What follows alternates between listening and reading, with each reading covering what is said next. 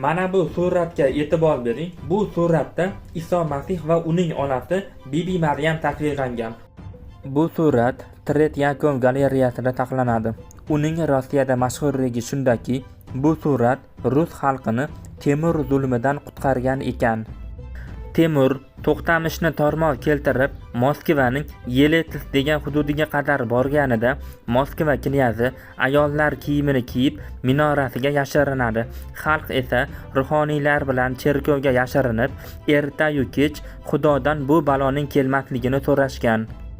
Temur haqiqatdan ham Moskvaga bormagan. Chunki yilnomachilar yozishicha, hukmdor rus xalqini talon-taroj qilish uchun juda kambag'al ekanligini aytib, ortga qaytadi.